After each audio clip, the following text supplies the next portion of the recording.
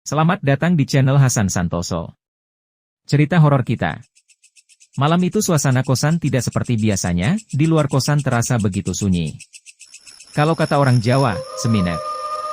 Hal senada juga dirasakan oleh kawan yang satu kosan dengan saya, Afid namanya. Dia merasakan kalau malam ini suasananya berbeda dengan malam-malam sebelumnya. Mau kawan saya yang sering main ke kosan juga merasakan hal sama, dia memutuskan untuk pulang lebih cepat. Selepas mau pulang saya merasakan lapar, perut keroncongan minta untuk segera diisi, sebab sedari siang saya belum makan.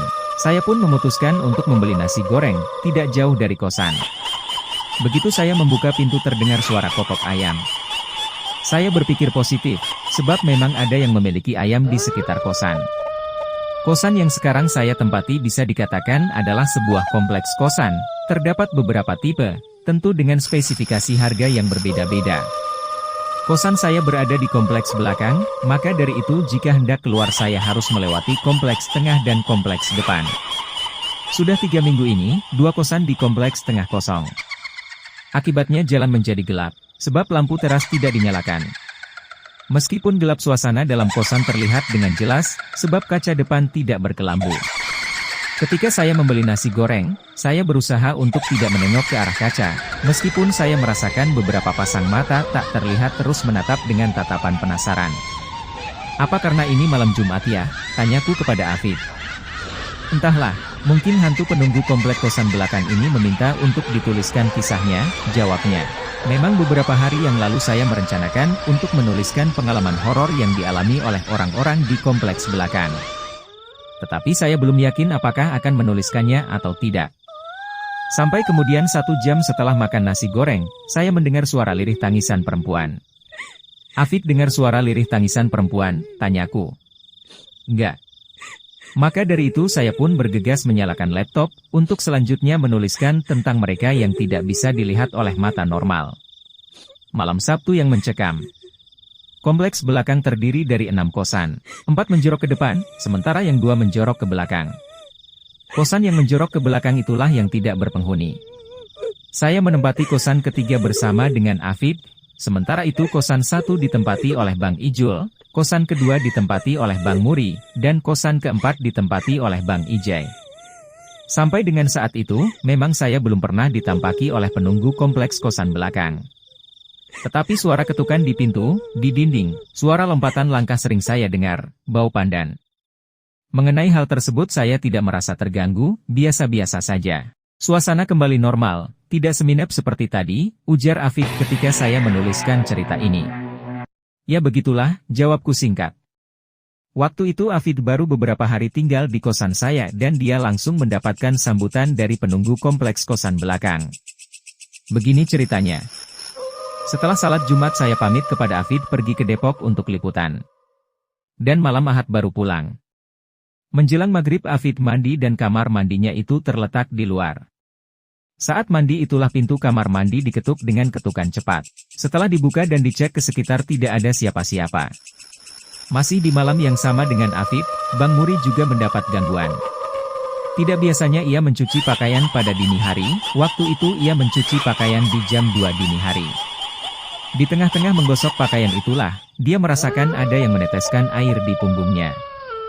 Setelah dicek ternyata tidak basah. Tidak hanya sampai di situ, dia merasakan ada yang mengawasinya, pas dikejar ke depan tidak ada siapa-siapa.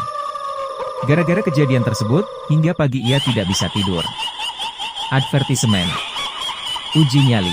Pada malam berikutnya yaitu malam Senin terdengar gedoran kepala ke arah pintu, sementara itu jam menunjukkan pukul 0.30, saya mengabaikan gedoran ke arah tersebut.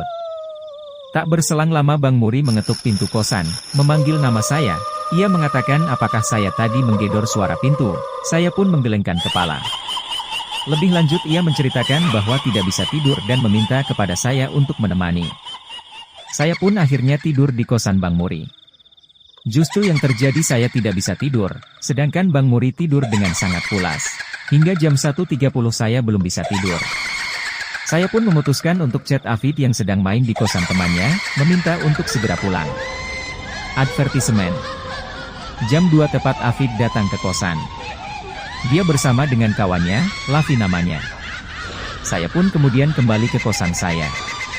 Afid kemudian menceritakan kepada Lavi perihal kejadian horor yang ia alami di malam Sabtu, serta beberapa suara ketukan yang ia dengar.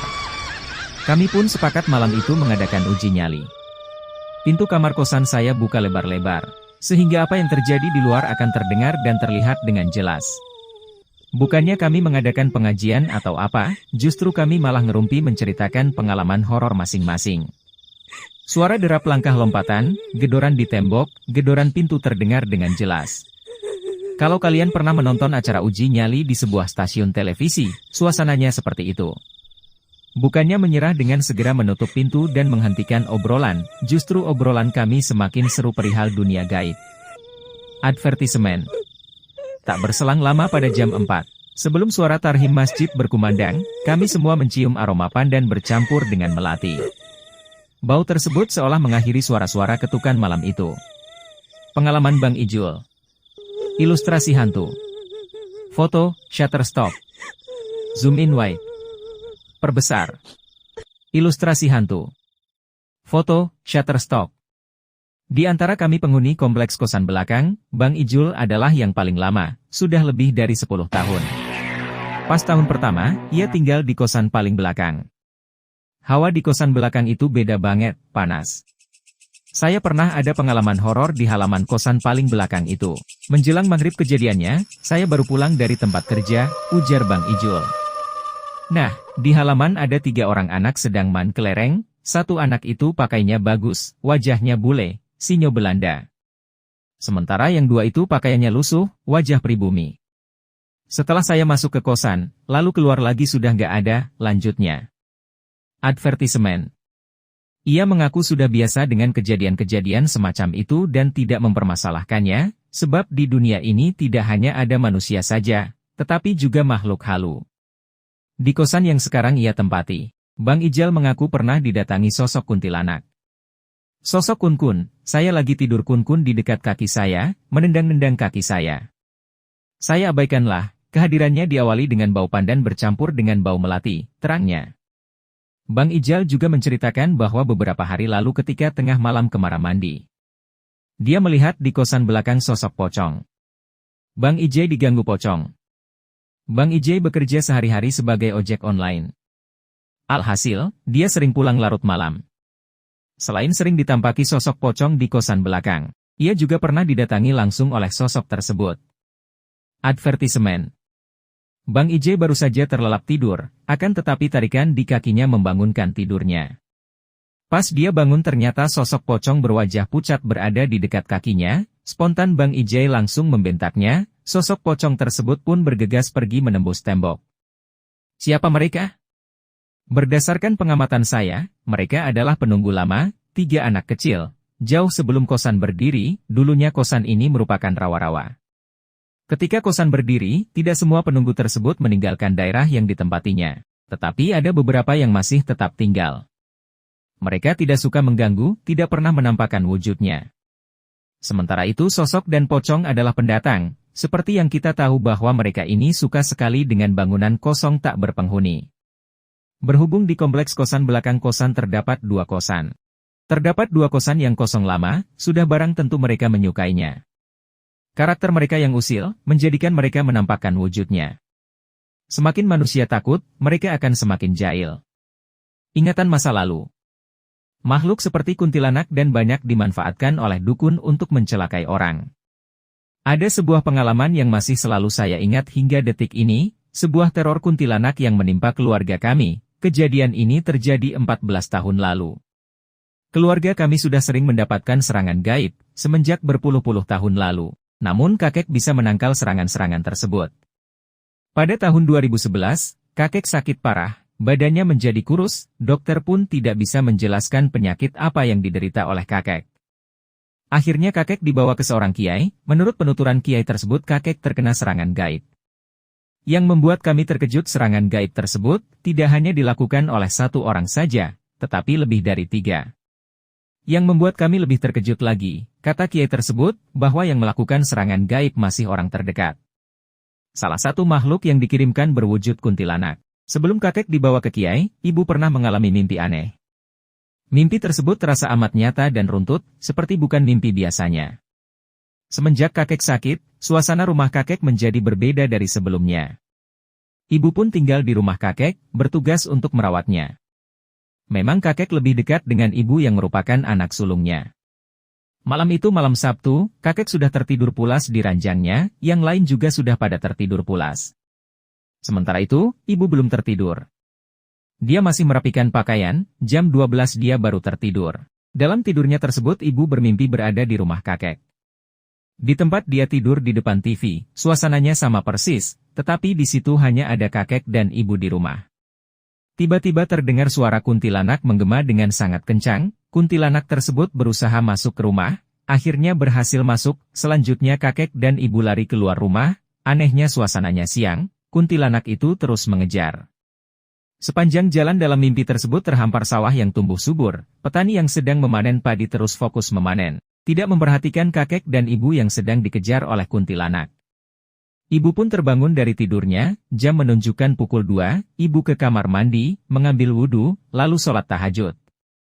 Setelah itu ibu tidur lagi dan mimpi pun berlanjut. Setelah melewati hamparan yang luas, kakek dan ibu berhenti di sebuah rumah, rumah itu tidak berpintu, menghadap ke arah utara.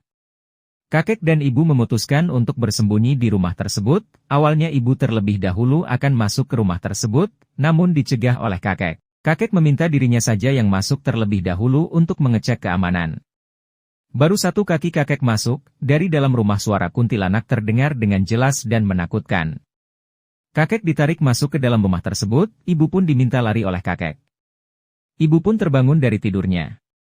Kiai tersebut menjelaskan bahwa sebenarnya kiriman kuntilanak bermaksud untuk mencelakai ibu. Tetapi berhubung orang yang mengirimkan tidak tahu nama lengkap ibu, maka yang terkena justru malah kakek. Sekitar 1 bulan kemudian kakek meninggal dunia. Sebenarnya bukan hanya sosok kuntilanak saja yang menyerang kakek, tetapi ada genderuwo. Untuk makhluk-makhluk semacam itu kakek bisa mengatasinya. Cuman dalam waktu bersamaan ada serangan serupa, dengan kekuatan yang jauh lebih besar.